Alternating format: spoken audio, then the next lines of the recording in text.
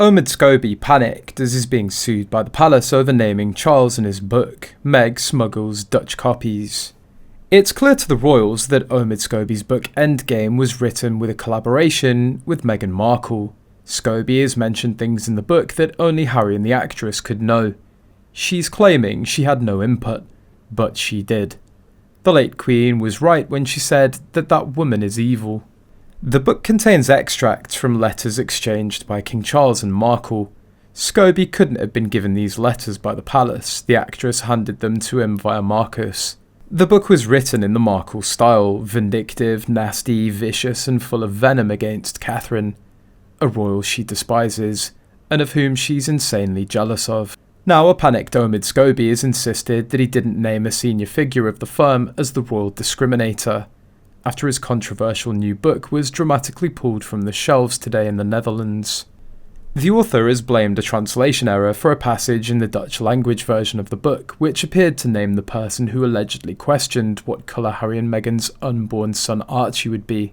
Publishers Xander have confirmed to the Daily Mail that it had received a last-minute request from the US to put sales of Endgame on hold and were awaiting further instructions.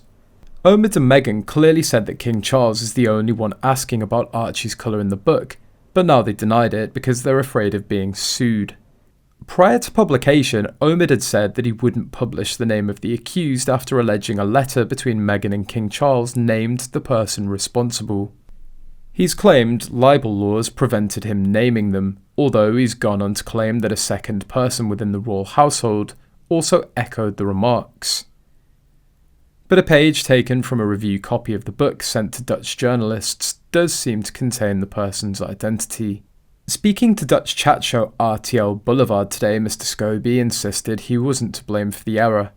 The book is in several languages and unfortunately I don't speak Dutch. But if there are translation errors, I'm sure the publishers will have it under control, he said. I wrote and edited the English version. There's never been no version that I've produced that has names in it. A source said that the leak of the name was planned. The author wanted to get people talking about it in hopes they'll purchase the book. There's nothing in the actual book that hasn't been said before. The Dutch version was printed first and he later edited out details in the English version to avoid being sued. This is all a setup by Meghan, same as the leak Spare Me in Spain. Don't forget the Netherlands and half of Belgium, where they speak Dutch Flemish, might be one of the smallest language markets. How many did they print for the first print? Maybe 1,000 max? First prints in English, German or French would have way more copies. So it would be more expensive to pull. They chose the Netherlands on purpose, and this was all a setup. He said that he wouldn't share it. Doesn't mean Meghan won't share it with anyone who asks. They like to play games like that. Remember, Meghan didn't directly say the words the royal family is discriminatory. She had Oprah say it or imply it, so they could claim that they never said it, only the media did. A royal insider said that it's time King Charles takes legal action against Meghan's henchmen. Meghan's too cunning. The person who suffers the most severe consequences now is Omid. The Netherlands have very tough libel laws. Omid would have needed to phrase it differently in order to avoid liability. He states it as a fact rather than a rumour that has been written about before. Funnily enough, King Charles could actually sue Omid in the Netherlands.